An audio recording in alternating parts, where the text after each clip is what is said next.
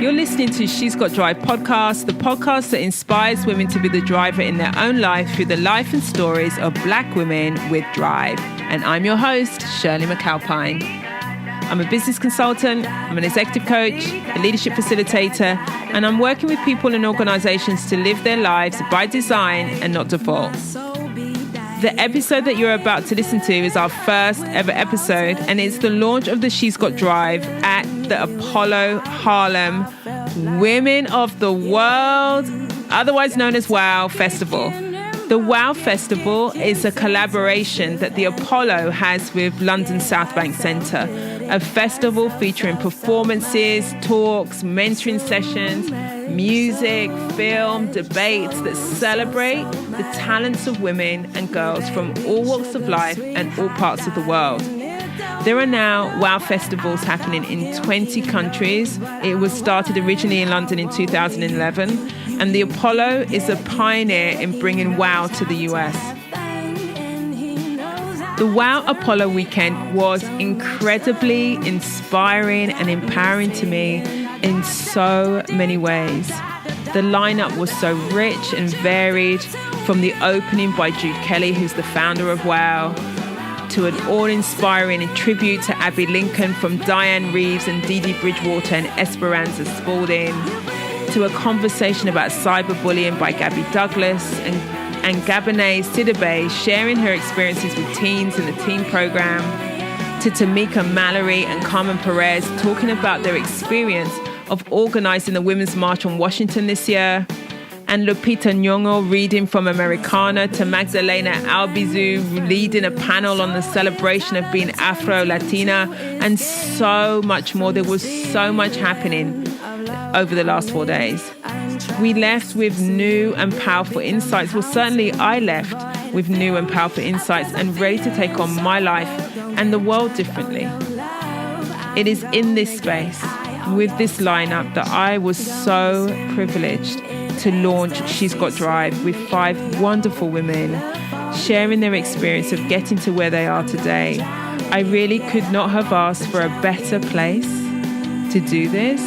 And I am grateful to Janelle Procope, to Camille, who's the CEO of Apollo, Camilla Forbes, who's the executive producer, and Jamila Derriere, who was the program director for WOW, and their amazing team for making it possible.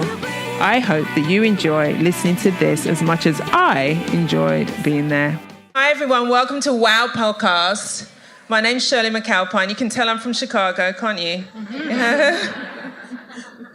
Thank you so much for being here. I'm so excited, I can't tell you. So I'm launching my podcast at the Apollo in Harlem in New York, and I'm from East London, right?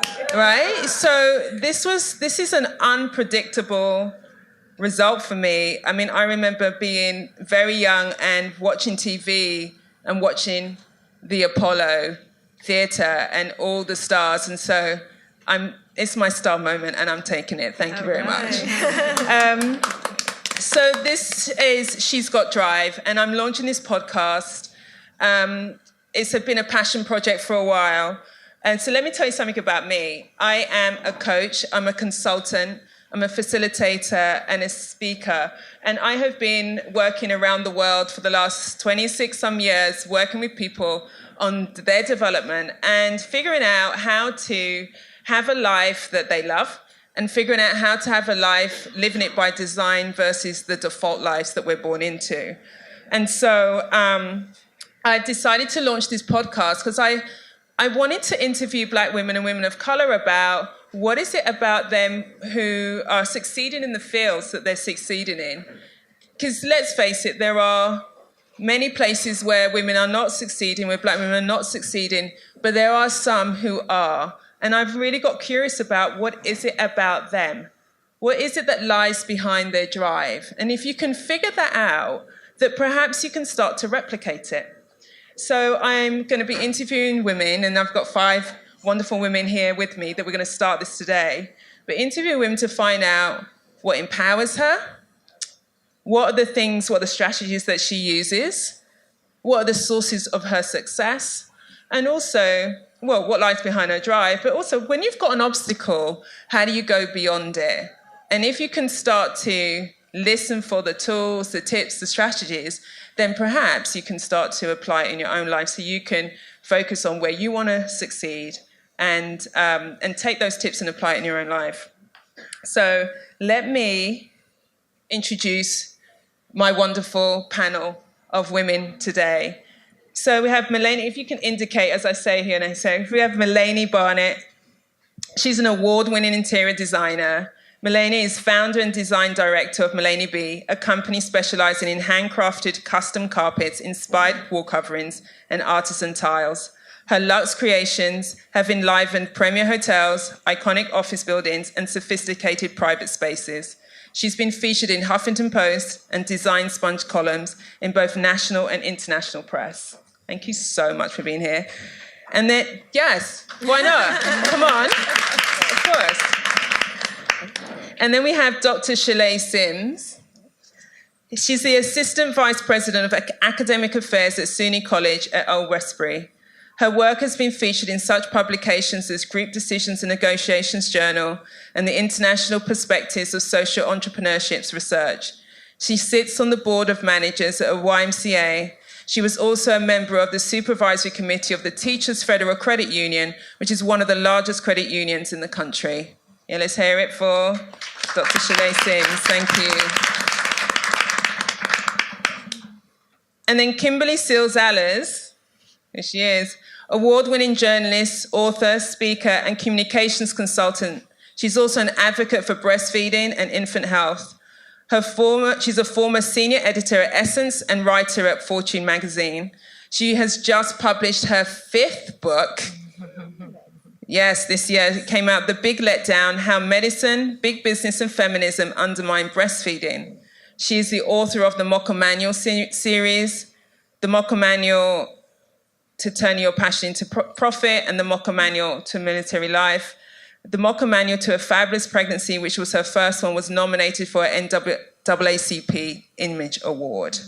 So let's hear it for Kimberly. Thank you. And then Tanique Blair, she is. She's Vice President of Business Operations and Planning at Nickelodeon. Tanique is a 17-year Nickelodeon veteran, has overseen the preschool toy, amusement, and musical instrument businesses. She's been working on mega hits like Dora the Explorer, SpongeBob, we all know these, don't we? SquarePants, and the Teenage Mutant Ninja Turtles. That's a tongue twister. The Teenage Mutant Ninja Turtles, and managed relationships with top industry leaders, including Mattel, Fisher-Price, Matchbox, and Power Wheels. Let's hear it for Tanique. And last but by no means least is Regina Fleming, award-winning photographer, CEO of Regina Fleming Photography. Regina is a former model and actress, a motivational speaker, and a marathon runner. Over a 20-year span, she has appeared in hundreds of publications, including O Magazine, Good Housekeeping, Forbes, and Essence.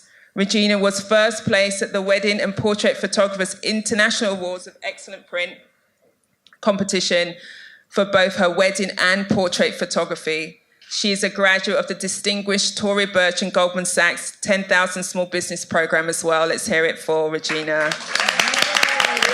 Yes.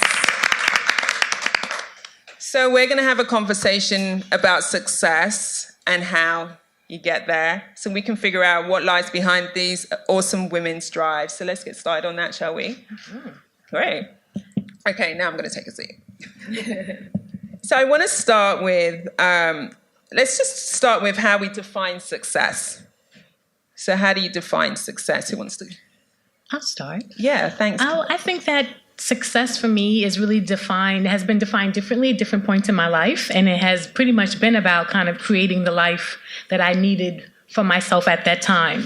When I was at Essence, that was viewed as successful. And obviously as a Black woman, as a journalist, that was certainly a pinnacle of my career and extremely successful. But then when my life circumstances changed and I was going through a divorce and I realized that I couldn't really be the mother that I wanted to be with 2 children, making this crazy commute. And so having that job didn't feel successful. So I needed to create a life that allowed me to now be successful given those circumstances and those priorities. And so I think really being able to define and design your life according to whatever is your priority at that time has been part of how I viewed my own success. If I can piggyback on that, great point. It's also being able to embrace the change and see the change coming and be able to flex into it so that you can really make your life bigger and really create the opportunity for yourself. So, I mean, I commend you for doing that, and it definitely is the most important thing in order to achieve. I will bring it closer, y'all. Can you hear me now? I think it is absolutely vital to flex into the need to change your life and being okay to confront the fear of the unknown in order to build the life, become the architect of your life in that way. Right. And I'm going to piggyback on both of them. So I'm going to combine them. I'm going to say, yes, I agree with success has changed for me depending on what I'm doing. I remember when I was a model, success was how many bookings I could get and how many jobs I could get. And as I segue through life, I think success now is more about having peace of mind and being happy. We can't control every single circumstance, but I can control how I respond to them. So finding a peace in everything I do makes me extremely successful. Yeah, I think that's really powerful because people think about, particularly in the work context, we have models of what success looks like, and then really having a more holistic view of success. You know, it's about and for us to adapt. So then let's start with then move on to what's your biggest challenge that you have faced in your work, in your pursuit? I'm happy to take that one. I mean, right. And I have to be quick because I've already had the talk. I mean, it's been a twofold. The largest challenge that I had is myself and me limiting myself based upon fear and insecurity. It's that voice in your head that kind of questions, you know, what will you be able to do it? Will you be able to achieve it? And overcoming that. So in any situation that I've been with Nick for a really long time. My positions have evolved throughout the 17 years. I have not done the same thing, I promise. But at every single time I had to meet a new version of myself and face those fears and find the support group, a group of supporting people to kind of help me push through and figure out how to get to the next step. So in that case, it's me. And then the other, it's the fearful voices in my head. Not the crazy ones, just the fearful. We know we all have those voices in our head, right? Yeah, that get in our own way. Does anyone else want to take that? What's been your biggest challenge? I would say the biggest challenge is certainly around, that fear. I mean, I feel like as an entrepreneur, you think the first business enterprise is you, right? And so if I'm not okay, then my business not okay, my brand's not okay. And so really the challenge is working on, kind of getting past myself. One of my earliest challenges when I first decided to transition was kind of feeling okay that I didn't have a big name behind me.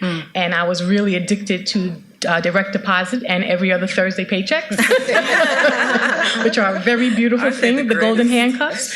And so, it was a real challenge for me, one, to be okay that I didn't have these big names behind me anymore, and that I had stepped into a path of kind of creating my own financial freedom, which, is great on one end and had its own challenge on the other. So I think those challenges, part of it is personal and your own kind of saying, I'm good enough, and being okay to kind of step out and to say that and to mean that and own that has been a key challenge. And then, kind of just living that every day. Right. Anyone else want to? Yeah, I was going to say that, living in this society, being here is a challenge, as we all have to face it.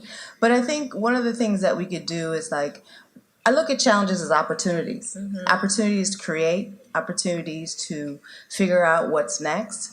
And I think that if we embrace challenges as a part of life and not look at it as, oh my gosh, this is the end of the world, I'm not. And we are going to have that voice. And I believe when we have that voice questioning what we're doing, that means that's part of our growth. Because if we're not being questioned, that means just playing safe. And life is about learning lessons. And I always say to myself, as long as I'm here, universe, God, whatever you want to believe in, bring on the lessons. Because that's how you will continue to dream bigger, think about possibility and live life knowing that there are so many possibilities of what you're able to accomplish. One of the things when I'm working with my clients is I talk about how we do not expand from comfortable spaces. It's in a place of discomfort, really, where we have our biggest lessons, our biggest growth. That's right. And so we can lean into that versus run away from that. Yeah.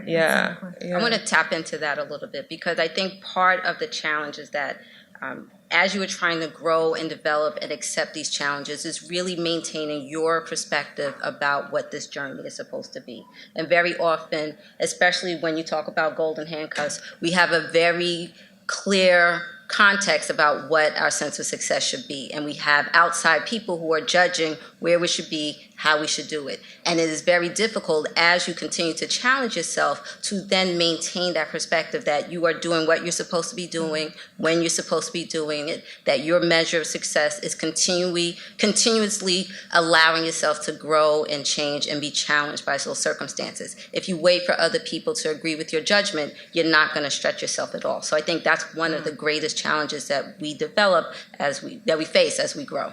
I want to jump on just to say one thing. She used the word journey. And I'm sure for everybody sitting here, you didn't wake up one day and you were at A and then all of a sudden you were at Z. You went on a path, A, B, C, D. Sometimes you're very high, sometimes you're very low. Like she said, I look at everything like it's an opportunity. Doesn't mean I didn't have days that didn't know what to do. And it didn't mean I didn't have days where I was crying like, oh my God, this is crazy. But the thing was, I always thought about forward movement. Like, how can I get from here to here? And this could take 10 years. You know how people say somebody's an overnight success, but it took them 10 years to be that overnight. It was a long night, right? So when you think about it like that, you think like really moving yourself forward, like taking one step at a time. Quick story, I know the time. My brother had a really serious stroke when no one believed he would survive it. And he did, yay. But when I spoke to him about learning how to walk again, I said, how did you learn how to walk? And he said, I would just think, right foot, left foot, right foot. So that's how we can go, one step at a time. You don't have to do everything at the same time, but just look for a forward movement on your journey. And the journey can be really good. And remember, all journeys are not just for you, it's for you to pass it on to somebody else. That's so powerful. I'm curious about in those moments, in the difficult times, which you've spoken about. Thank you for naming those. What is it that gets you moving? Because I heard you say you got to keep moving, but what is it that has you keep moving? Because some people don't keep moving. That's part of why there's a limit of the number of women who are holding those spaces, because it's not that they haven't tried to get into those spaces, but when they get there, they get stopped. They get stuck. They don't have the support network. There's a number of things. So what is it that keeps you moving? I come from, like so many of us, a single parent household with my mother and my sister and I in a supportive family right from Harlem. I was raised in Queens, though, but I did my summers in the Harlem. Not the Hamptons, but Harlem. But seeing her journey and how hard she worked to provide for us an amazing life that I never felt like I did without, but in retrospect, you see the struggle on the other side. So as I look at it through that lens, my first motivating factor in the first part of my career was to not recreate that pattern and to make sure that my family was good. So I've always been motivated by making sure Michelle, my mama, is good. And then everyone as an extension. And now that I've recently had a child, 18 months Jackson, it's different. He will be fine. So that's not the question. The question now is to show him that he doesn't have to have a means of survival as in a job, as now he can choose his life and create what he wants. And the money will come. The money has to come. So when I'm in these moments Those are the motivating factors. When I sit at a table and I'm the only Black woman at my level all the time, when I'm not quite clear how to fit in, I think of these people in my life, and I know that it's not that I want to. Lord knows I do. It's that I have to, because they're with me. Right. Thank you. Anyone else? I agree. We're having the same experience. We'll talk later. Yeah, my mom was widowed and she had 5 children, and I saw her really want the best for us. And I remember my mom saying, well, you may not have a lot of money, but God gave you a brain. That's right.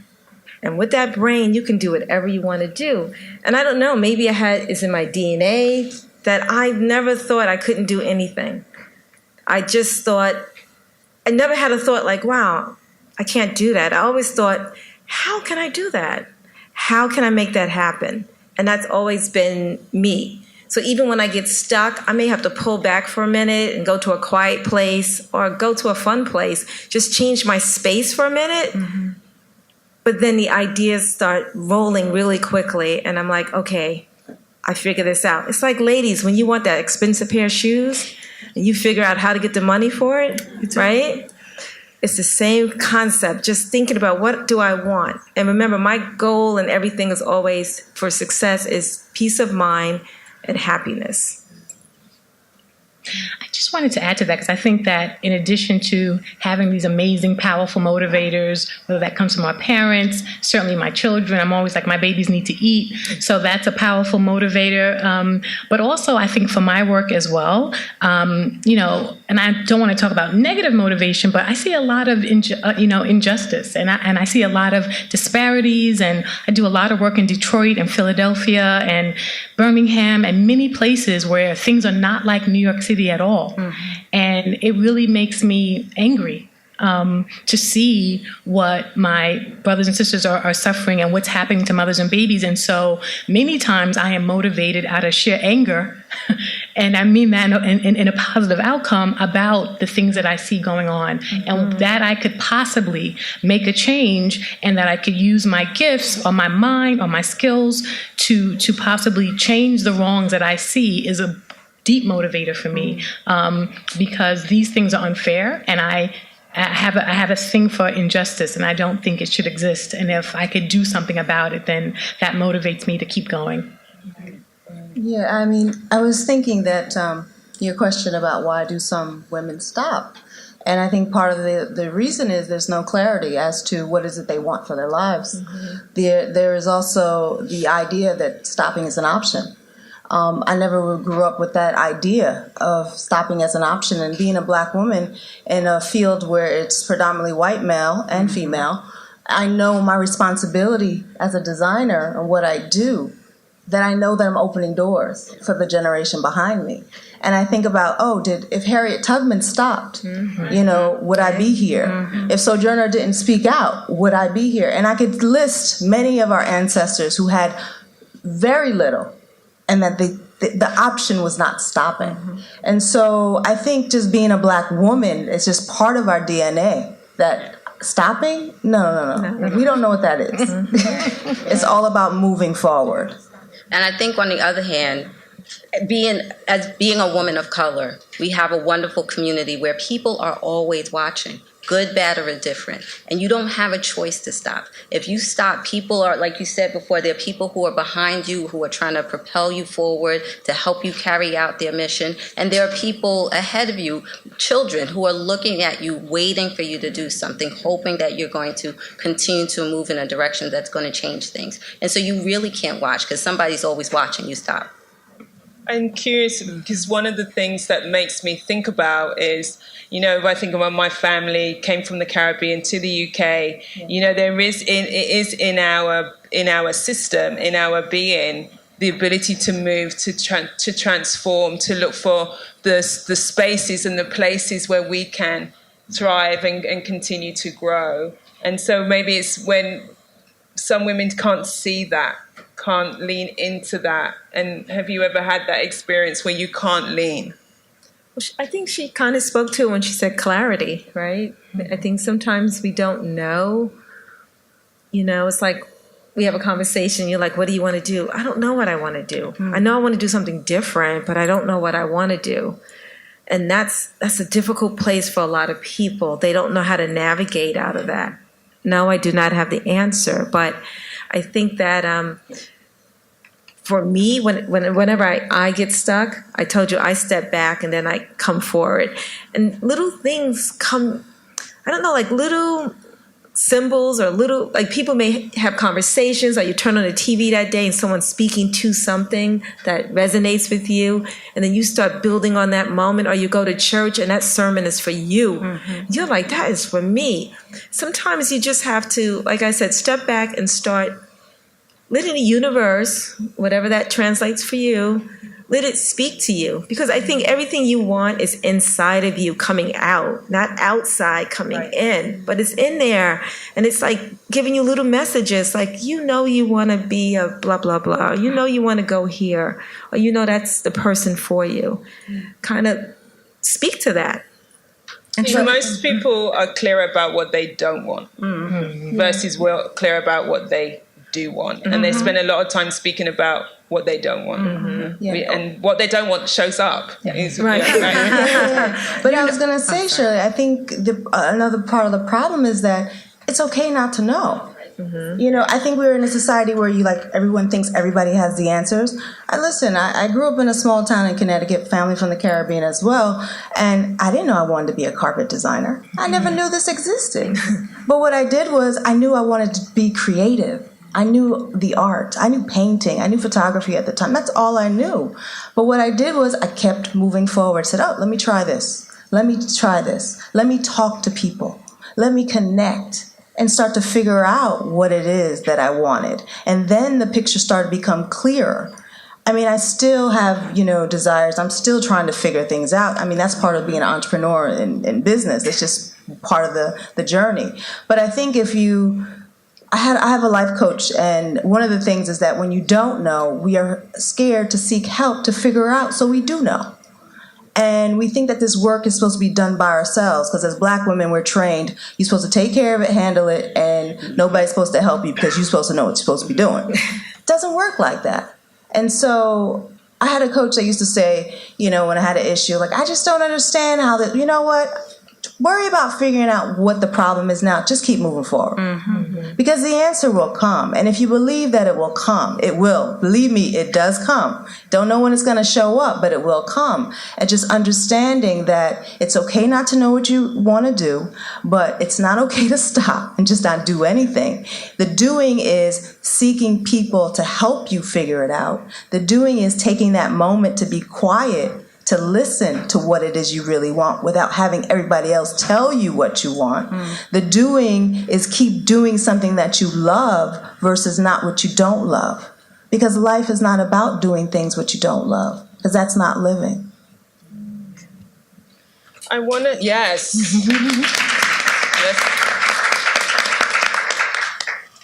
I'm curious about, what did you wish that you knew before that you... something you know now that you wish you knew before? That you are enough of everything. Everything. Everything. I wish I would have known earlier that I was enough, right? And I don't mean that in don't get a degree in whatever you need a degree in. I just mean that in a knowing sense, that when you show up for something, I don't know the exact stats on this, but let's just say you're applying for a job and the job bid comes out and there's 20 things on that job bid, right? Women will look at it and say, oh, I only have, 5 or something, and I'm not going to apply for it. Men could have one thing on there and they will apply for the job. Women, we have it. That's what I would tell my younger self. I tell anyone I mentor that it's inside of you already. You're just bringing it out. I think I'm blind here by the lights, but I think there are young people in the front.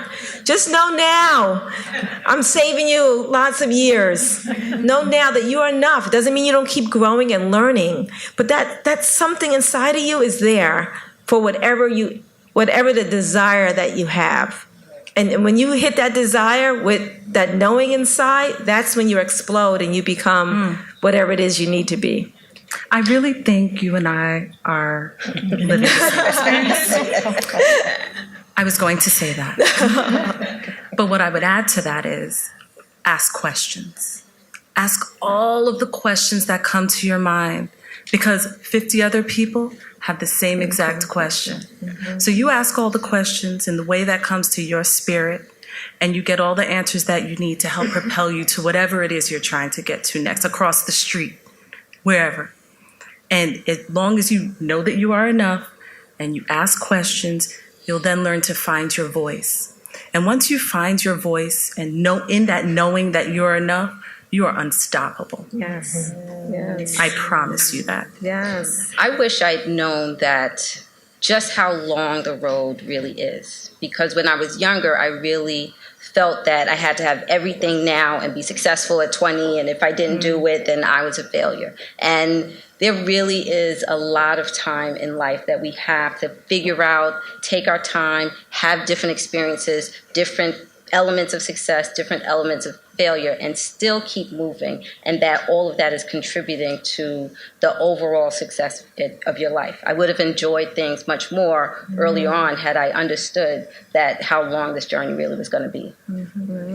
I just wanted to add to that, because I think as women of color, it's also really important. And the thing that I wish we had more conversations about when I was younger is about the burden of success, particularly as it relates to Black women. I think you've heard all of us share personally how we may have felt responsible for a family member, or I was a first-generation college graduate, and me being in essence meant everything to my family, right? And for me to walk away from that brought them, I mean, they were confused. It's like, what do you mean? Who leaves a job, you know? And so really understanding that we have a unique burden. And even with your success, that burden continues. And sometimes I struggle with the burden. There have been literally times I look at my inbox and there are people who are asking me to come, to speak, to write something. They believe my words could change what's going on, or my presence could do something. And at times it is overwhelming. I start to cry and I have to shut my computer.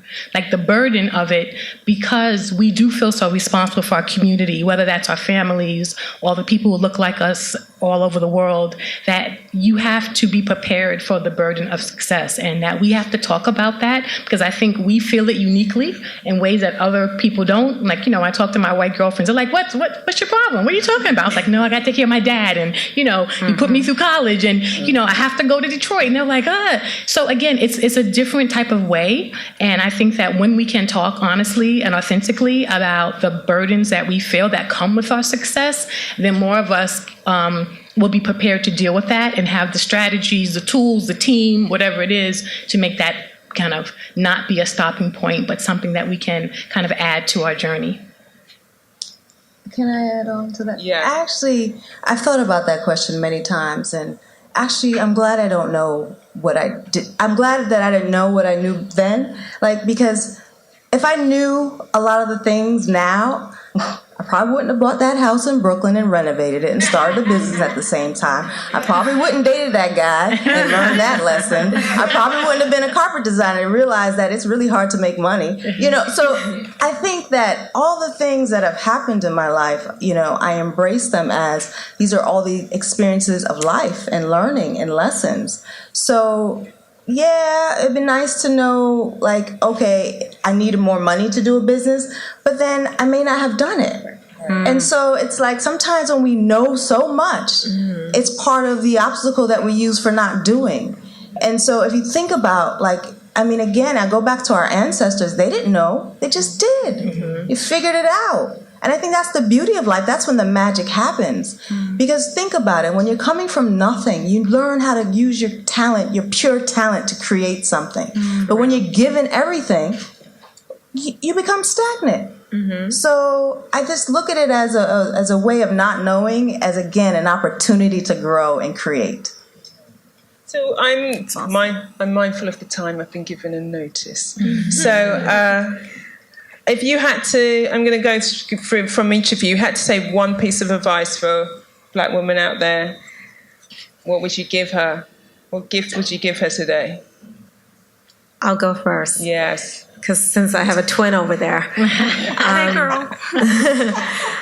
So my piece of advice would be something we did not talk about, and that is self-care.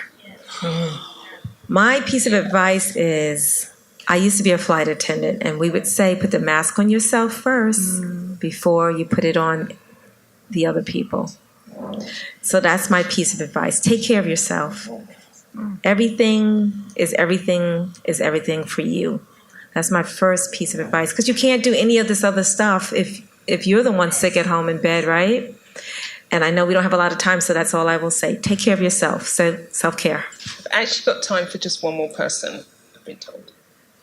I'll jump in. I was going to say, be authentic. I mean, we struggle enough to kind of find our authentic selves, and really being okay with who you are, stepping into that, whatever that looks like for you, and just, kind of celebrating your authenticity. I think that's really important. Great. So thank you so much to my guests for being here on She's Got Drive, the first podcast. Give it up. That's so great. So you can, if you want to listen to She's Got Drive, you can subscribe on iTunes, you can subscribe on Google Play, on Stitcher, on SoundCloud. And if you subscribe, then you're going to hear this podcast is going to go out this week, along with a couple of other episodes coming out this week. You can follow us on the She's Got Drive Facebook page. You can follow us on Twitter. My Instagram handle is Shirley McAlpine Consulting, if you want to find out more information from me. And then we've all got, so in the show notes for this episode, you'll be able to see the contact details for the women who are on the panel today. So thank you so very much for having this dream come true for this young woman. Yeah, perhaps not so young anymore. This young woman from East London in Harlem today. Thank you very much. This is the end of She's Got Drive launch. Wow. I am still in the glow of the Wow Festival and the launch of She's Got Drive. Kimberly, Malene, Regina, Tanique, and Shalay are all so graceful and so inspiring. Deep appreciation to them for the gifts that they have given in this episode. I hope that you've been inspired to shift gears in your own life. If anything moved you, then please take at least one thing on this week. Just take one thing on. I was certainly left with that your access to success is to keep on moving. So what is your next step? Just think about, of all the things that you're doing, what's the one thing that you can do? What's the one step that you can take? And we would all love to hear from you. Of all that was shared in the episode, what is the most significant thing that you're taking away? I mean, what's the light bulb moment, the insight that you had, the action that you're going to take on? So go to my page on shirleymcalpine.com and leave a comment now on the podcast page. She's Got Drive is produced by Cassandra Voltalina. The music, the song Circles, is by the awesome female band Blonde. If you want to connect with me online, follow me on Instagram at Shirley McAlpine Consulting. You can find me on Twitter at Shirley McAlpine, and you can also head on to the She's Got Drive Facebook page. If you love the show, I would love for you to subscribe. You can find us on iTunes, Google Play. We're also on Stitcher, so that you can get automatic downloads each week. I would love for you to leave a review if you're feeling it. Please do. And if you head to my website on shirleymcalpine.com and sign up on there, you can get a free download of my 3 top tips of how to be a woman with drive, and where you can leave comments as well. Thank you again. Until next time, go well and stay well.